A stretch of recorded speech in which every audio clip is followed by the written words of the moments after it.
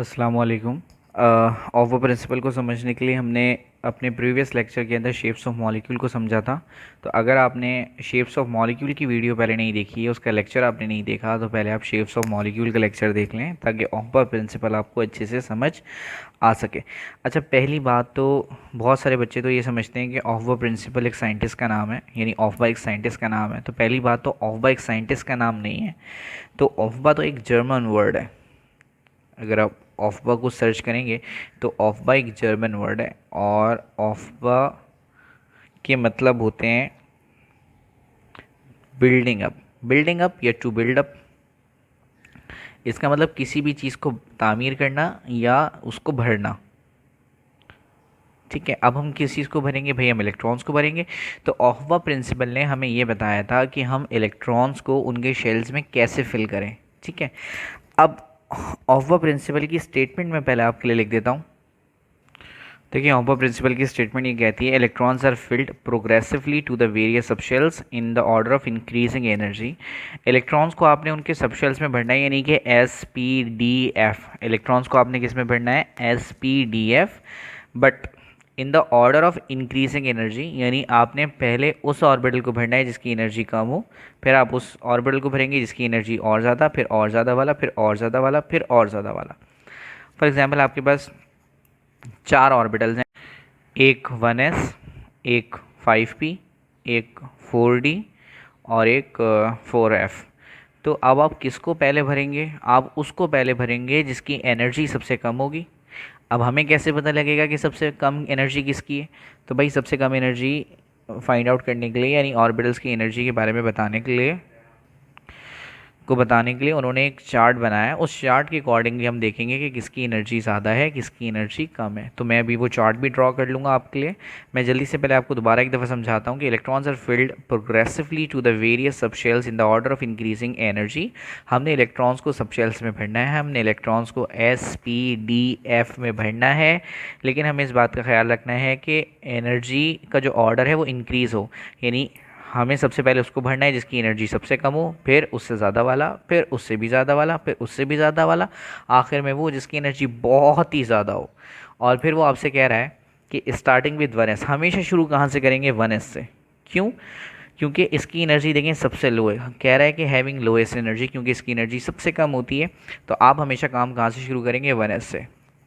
Summarise करता हूँ काम को। इलेक्ट्रॉन्स को हमें सब शेल्स में भरना है, इलेक्ट्रॉन्स को हमें एस पी डी एफ में भरना है। हमें याद ये रखना है कि हमें उसको पहले लिखना है जिसकी एनर्जी सबसे कम हो, फिर उसको जिसकी एनर्जी ज़्यादा, फिर और ज़्यादा, फिर और ज़्यादा। लेकिन हमेशा शुरुआत किससे करेंगे? 1s से, क्योंकि 1s की एनर्जी सबसे कम होती है। अब आपने एक चार्ट ड्रॉ करना है। चार्ट ड्रॉ करने का तरीका मैं आपको बताता हूँ। आप सबसे पहले लिखेंगे 1s, फिर उसके नीचे लिखेंगे 2s, 3s, 4s, 5s, 6s, 7s। बस इसके आगे भी डिस्कवर नहीं हुआ। इसका मतलब ये हुआ कि पहला एस ऑर्बिटल, दूसरा एस ऑर्बिटल, तीसरा एस ऑर्बिटल, चौथा, पांचवा, छठा, सातवां। फिर आपने एक छोड़ के पी लगाना है।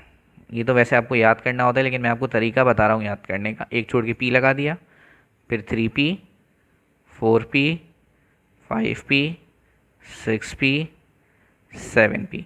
फिर एक और छोड़ के आप क्या लगा देंगे? डी। आपने पढ़ा है ना अभी, प्रीवियस वीडियो में मैंने आपको पढ़ाया एस पी डी एफ।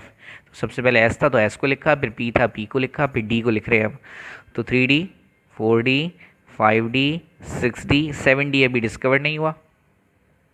इसके बाद एक और छोड़ के फिर आप यहाँ से क्या लगाएंगे? एफ। तो 4f, 5f, अभी तक 6f डिस्कवर नहीं हुआ। अब आप जो है ना वो तिरछी लाइनें लगा देंगे इस तरह से।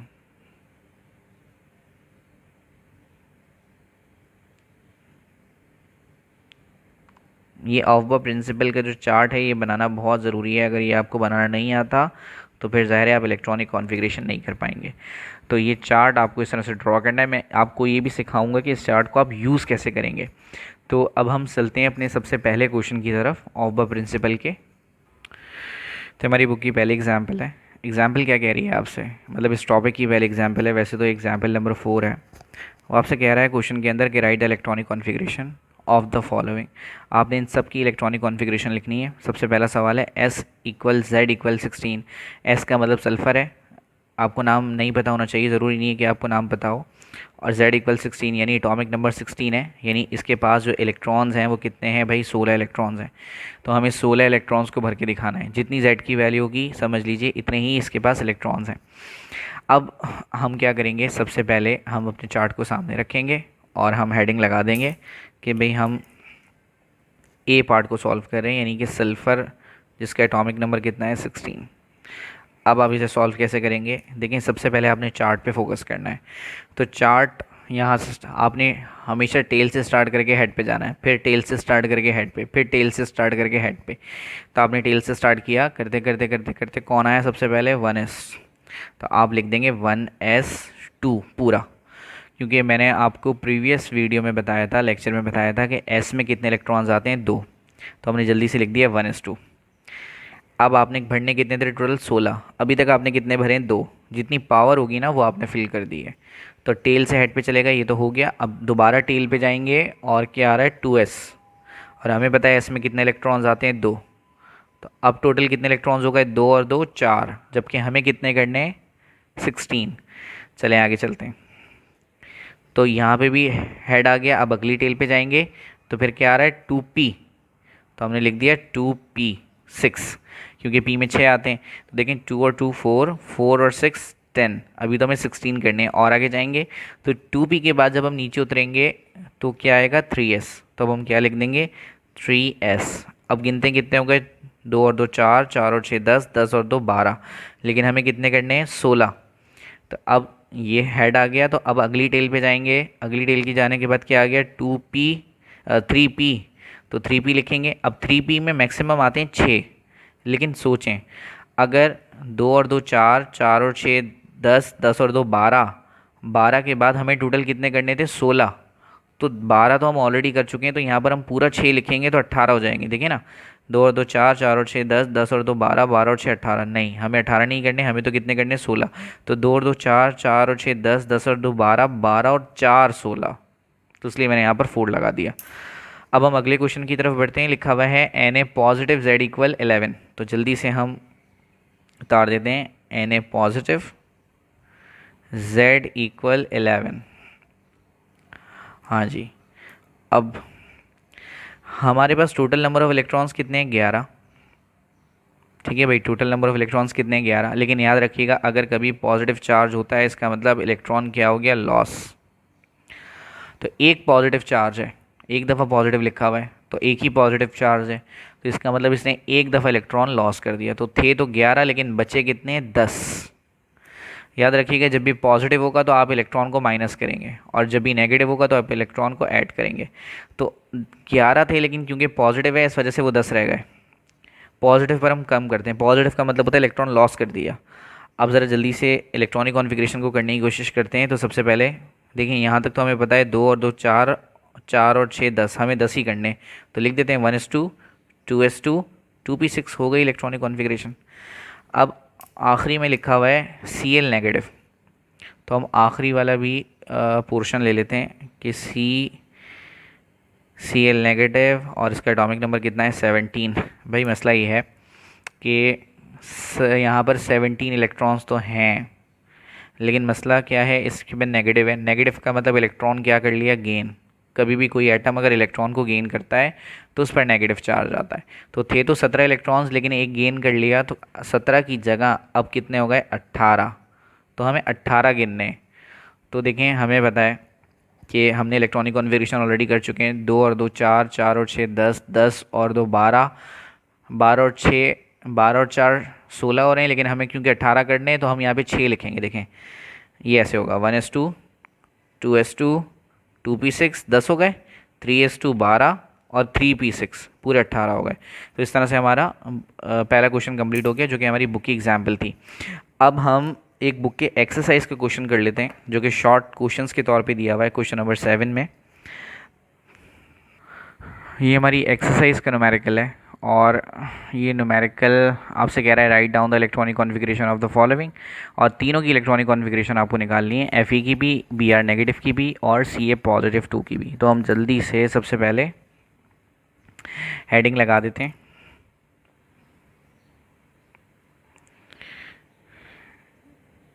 Fe z equal 26। भाई z इक्वल 26 का मतलब ये है कि इसके पास टोटल कितने इलेक्ट्रॉन्स हैं, 26।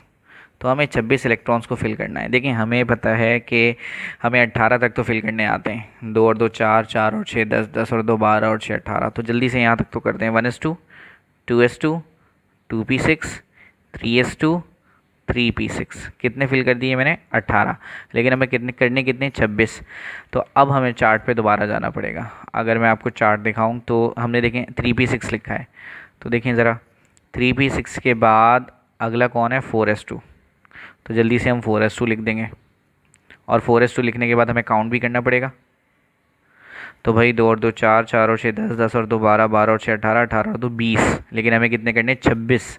तो हमें और ऑर्बिटल उठाने पड़ेंगे। जल्दी से देखते हैं कौन सा है। तो अभी तक हमने 4s पे काम किया, 4s तक काम किया। तो यहाँ पर ये ख़त्म हो गया, हेड आ गया। अगली टेल पर दोबारा आ जाइए। अब 3D है, तो हमें अब क्या लिखना है, 3D। अच्छा, अब डी में कितने इलेक्ट्रॉन्स आते हैं, मैक्सिमम 10। लेकिन हो कितने गए, 2 और 2 4, 4 और 6 10, 10 और 2 12, 12 और 6 18, 18 और 2 20। तो हमें तो 26 करने हैं, यानी हम 3D पूरा नहीं लेंगे, हम 3D सिर्फ कितना लेंगे, 6 तक। अब देखें हो गए, 2 और 2 4, 6 10, 12, 18, 20 और 6 26। अब हम दूसरा क्वेश्चन उतार लेते हैं अपना। बी आर नेगेटिव बराबर है z इक्वल 35 के। तो जल्दी से हम यहाँ पर लिख देते हैं कि भाई बी आर बराबर है, बी आर नेगेटिव बराबर है z इक्वल 35। इसका मतलब ये हुआ कि इलेक्ट्रॉन्स तो कितने हैं, 35, लेकिन एक इसने गेन कर लिया। तो 35 इलेक्ट्रॉन्स पहले से ही थे, और नेगेटिव का मतलब इलेक्ट्रॉन गेन कर लिया। तो कितने हो गए, 36। तो हमें 36 इलेक्ट्रॉन्स को सॉल्व करना है। हमें शुरू की तो इलेक्ट्रॉनिक कॉन्फ़िगरेशन आती है। हम क्या लिखते हैं, 1s2, 2s2, 2p6, 3s2, 3p6। यहाँ तक तो आपको देखना आता है ना, इसलिए मैं नहीं बता रहा। 4s2 और फिर अब 3D आ रहा था, 1s2, 2s2, 2p6, 3s2, 3p6 और 4s2। कितने हो गए, 20। अब 3D 10। कितने हो गए, टोटल 30। गिने, 2 और 2 4, 4 और 6 10, 10 और 2 12, 12 और 6 18, 18 तो 20, 20 और 10 30। लेकिन हमें कितने करने हैं, 36। तो हम दोबारा से अपने चार्ट पर आ जाते हैं। तो देखें ज़रा, आपने 3D तक लिखा था, और 3D के बाद कौन आ रहा है, 4p। तो हम जल्दी से क्या लिख देते हैं, 4p। और 4p है तो p में कितने आते हैं, 6। तो अगर मैं पूरे 6 रख दूं तो एग्जैक्टली 36 हो जाएंगे। देखें, 2 और 2 4, 4 और 6 10, 10 और 2 12, 12 और 6 18, 18 2 20, 20 और 10 30, 30 और 6 36। तो ये तो कंप्लीट हो गया। अब हम अपना क्वेश्चन का आखिरी पोर्शन उतार लेते हैं। सी ए पॉजिटिव 2, क्या दिया हुआ है देखें, सी ए पॉजिटिव 2 z इक्वल 20। तो जल्दी से हम आखिरी पार्ट भी उतार लेते हैं। सी ए पॉजिटिव 2 z इक्वल 20। भाई इसका मतलब ये हुआ कि टोटल आपको इलेक्ट्रॉन्स कितने दिए हैं, 20। लेकिन पॉजिटिव आने का मतलब 2 इलेक्ट्रॉन लॉस कर दिए, तो 2 माइनस कर दें। तो थे 20, 2 माइनस कर देंगे तो कितने बचेंगे, 18। तो हमें 18 इलेक्ट्रॉन्स की इलेक्ट्रॉनिक कॉन्फ़िगरेशन करनी है। और यहाँ तक तो आपको बहुत अच्छे से आती है। कैसे करेंगे, सबसे पहले 1s2, 2s2, यहाँ तक तो देखना आता है ना आपको, मैं बार बार नहीं बता रहा इसलिए। 2p6, 3s2 और 3p6। चेक करते हैं कितने हो गए, 18 करने थे। 2 और 2 4, 4 और 6 10, 10 और 2 12, 12 और 6 18। तो यहाँ पर आपकी बुक की इलेक्ट्रॉनिक कॉन्फ़िगरेशन ख़त्म हो गई। लेकिन 10 ईयर में कुछ क्वेश्चंस थोड़े से आउट आते हैं इसके, और इस साल भी वो आ सकते हैं। तो आप के लिए मैं वो सॉल्व कर देता हूँ जल्दी से।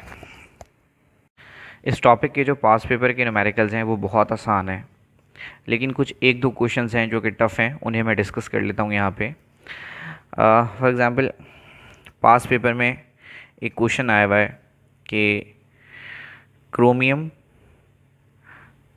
और उसका एटॉमिक नंबर कितना दिया हुआ है, 24। अब आप इसे सॉल्व कैसे करेंगे, देखिए आपको पता है सबसे पहले हम कहाँ से स्टार्ट करते हैं, 1s से। तो हमने हेड से स्टार्ट किया और कहाँ चले गए, टेल पे। हमने टेल से स्टार्ट किया और कहाँ चले गए, हेड पे। तो सबसे पहले कौन आ गया, 1s2। ऐसे भी मैंने आपको 6 सवाल कराएं, तो ये तो आपको अच्छे से आती होगी फिलिंग करना। तो 1s2, 1s2 के बाद फिर आप कहाँ जाएंगे, सेकंड वाले पे, यानी 2s2। तो मैंने यहाँ लिख दिया 2s2। फिर ये ख़त्म हो गया, अगले वाले से शुरू करेंगे, यानी कि 2p। और आपको पता है पी में 6 इलेक्ट्रॉन्स होते हैं, तो 2p6, फिर 2p के बाद 3s। ज़रा काउंट करें, 2 और 2 4, 4 और 6 10, 10 और 2 12, लेकिन हमें तो 24 करने हैं। और आगे चलेंगे तो 3s जहाँ पे ख़त्म होगा फिर अगले वाले पे आ जाए, यानी 3p। तो हम यहाँ पे लिख देते हैं 3p6, क्योंकि p में 6 होते हैं मैक्सिमम। अब कितने हो गए 18, 2 और 2 4, 4 और 6 10, 10 और 2 12, 12 और 2 सॉरी 12 और 6 18। अब 3p6 पर आ गए अभी हम। 3p6 के बाद जब मज़ीद आगे जाएंगे तो 4s, हमें पता है s में 2 इलेक्ट्रॉन्स होते हैं। अब कितने हो गए भाई, अभी हो गए टोटल 20। फिर अगर आप 4s के बाद जाएं आगे तो आपके पास अगले वाले में स्टार्ट हो रहा है 3d से। 3D में मैक्सिमम 10 होते हैं, लेकिन हम ये देखेंगे कि भाई हमें कमी कितनों की है। तो 2 और 2 4, 4 और 6 10, 10 और 2 12, 12 और 6 18, 18 और 2 20। अब हमें तो 24 करने थे, तो 20 और 4 24। अच्छा, अब ये इलेक्ट्रॉनिक कॉन्फ़िगरेशन जो मैंने की है वो गलत है। अब आप इसे सही कैसे करेंगे? देखिए, साइंटिस्ट ये कहते हैं कि स्टेबिलिटी, इस पॉइंट को बहुत अच्छे से याद रखना है, स्टेबिलिटी या तो हाफ पर आती है या फुल पर आती है। लेकिन ये काम आप सिर्फ करेंगे एस और डी ऑर्बिटल के लिए, बस सिर्फ एस और डी ऑर्बिटल के लिए। तो देखें, अगर मैं एस के हाफ की बात करूं, चलें पहले फुल की बात करते हैं। तो एस ऑर्बिटल की अगर मैं बात करूं तो एस में मैक्सिमम कितने होते हैं? 2, यानी एस का फुल कितना होता है? 2, और 2 का आधा करेंगे तो हाफ कितना हो गया? S1। इसका मतलब ये है कि S1 भी स्टेबल होता है और S2 भी स्टेबल होता है। इसी तरह से मैं अगर डी फुल की बात करूं तो डी का फुल होता है 10, तो फिर डी का हाफ कितना होगा? 5।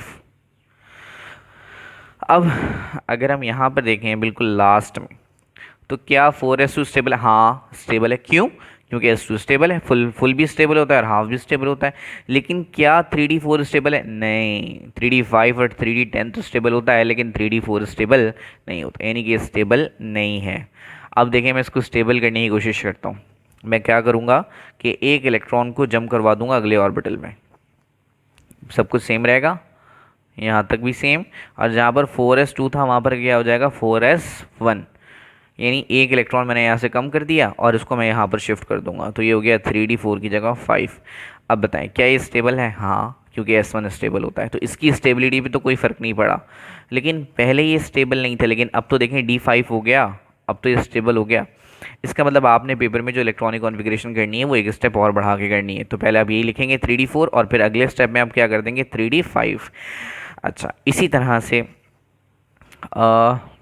मैं आपको एक और क्वेश्चन कराता हूँ पास पेपर का, जो कि CR नहीं है बल्कि अब CR पॉजिटिव है और Z = 24, सेम। तो शुरू के 2 स्टेप तो बिल्कुल सेम होंगे, यानी कैसे? 1s2, 2s2, 2p6, 3s2। ये तो अभी ऊपर करके दिखाया ना मैंने आपको, इसलिए मैं आपको समझा नहीं रहा, डायरेक्ट खुद ही सॉल्व कर रहा हूँ। और फिर हम क्या करते हैं? एक इलेक्ट्रॉन ट्रांसफ़र कर देते हैं, तो जल्दी से ट्रांसफ़र कर देते हैं। 3p6, 4s1 और 3d5। अब ये तो आपने काम कर लिया 24 के लिए, लेकिन आपको काम 24 के लिए करना ही नहीं था, क्योंकि देखें इस पर क्या है? पॉजिटिव, और पॉजिटिव का मतलब इलेक्ट्रॉन क्या हो गया? लॉस। अब हमें इलेक्ट्रॉन को लॉस भी कराना है। याद रखिएगा, इलेक्ट्रॉन हमेशा आखिरी शेल से पहले निकलता है, इलेक्ट्रॉन हमेशा आखिरी शेल से पहले निकलता है। तो ये पहला शेल है, ये दूसरा, तीसरा, चौथा शेल और तीसरा शेल। तो बताएं ये आखिरी शेल है या ये? तो ज़रा 4 आखिरी शेल है, 4th शेल आखिरी होगा, तो यहाँ से इलेक्ट्रॉन निकलेगा। और आप निकलते हुए इसको कैसे शो करेंगे? 1s2, 2s2, 2p6, 3s2, 3p6, 4s0। अब यहाँ पर आपको कोई भी टीचर, भले से आपने कहीं से भी पढ़ा है, कोई भी टीचर आपको कुछ भी कहता है, आपने काम को ऐसे ही करना है। ये तीनों स्टेप्स आप कर दीजिएगा। वैसे तो आप खैर आखिरी वाला स्टेप भी लिख सकते हैं, लेकिन बहुत सारे लोग इसमें ये करते हैं कि आखिर में से इलेक्ट्रॉन निकाल देते हैं। भाई इलेक्ट्रॉन हमेशा लास्ट सेल में से निकलता है। तो याद रखिएगा, कभी भी अगर ऐसा केस हो ना कि डी की वैल्यू 4 पर ख़त्म हो रही हो या डी की वैल्यू 9 पर ख़त्म हो रही हो, तो इस तरह के काम होंगे। अब मैं आपको एक और एग्जाम्पल देता हूँ। ये तो मैंने D4 वाली दे दी, अब D9 पे एंड होगा, देखिएगा। Cu copper, Z = 29। चलिए भाई इलेक्ट्रॉनिक कॉन्फ़िगरेशन करते हैं। 1s2, 2s2, 2p6, 3s2, 3p6, 4s2। अब यहाँ तक गिने ज़रा, 2 और 2 4, 4 और 6 10, 10 और 2 12, 12 और 6 18, 18 और 2 20। अब हमें 29 करने, तो यानी 20 के बाद कितने आने चाहिए? 9। लेकिन मैंने आपसे ये कहा था कि स्टेबिलिटी या तो हाफ पर आती है या फिर फुल पर आती है, तो ये स्टेबल है हाँ, लेकिन ये स्टेबल नहीं, ये स्टेबल नहीं है। अब मैं इसको स्टेबल करने जा रहा हूँ। सो 1:2, 2:2, 2p6, 3:2, 3p6, 4s1 और 3d10। क्या ये स्टेबल है हाँ? क्या ये स्टेबल है हाँ? तो जब भी d की वैल्यू 4 पर काम एंड हो रहा हो और d की वैल्यू 9 पर काम एंड हो रहा हो, तो आप क्या करेंगे, एक इलेक्ट्रॉन प्रीवियस ऑर्बिटल यानी एस ऑर्बिटल से निकाल के आप आगे जंप करवा देंगे। लेकिन ये काम सिर्फ आपने जब ही करना है जब d की वैल्यू 4 हो और d की वैल्यू 9 हो, बस। और इसके अलावा ये काम मत कीजिएगा। अब एक आखिरी क्वेश्चन मैं आपको कराता हूँ। फॉर एग्जाम्पल इस क्वेश्चन में आपसे कह रहा है कॉपर +1 और z की वैल्यू कितनी है 29। तो 29 को तो मैंने अभी सॉल्व किया, मैं दोबारा जल्दी से करता हूँ। 1:2, 2:2, 2p6, 3:2, 3p6, 4:2, 3d9। ऐसे ही किया था हमने काम। अब हम ट्रांसफ़र कर देते हैं स्टेबिलिटी के लिए। सो 1:2, 2:2, 2p6, 3:2, 3p6, 4s1 और ये कितना हो गया 3d10। लेकिन अब हम क्या करेंगे, क्योंकि यहाँ पर +1 है तो इसका मतलब +1 का मतलब इलेक्ट्रॉन लॉस कर दिया। तो जब लॉस कर दिया तो एक इलेक्ट्रॉन कम हो गया, हमेशा आखिरी शेल में से जाएगा। ये चौथा शेल है, तीसरा है, तो आखिरी कौन सा हुआ, ये चौथा वाला। तो यहाँ से लॉस कर दें।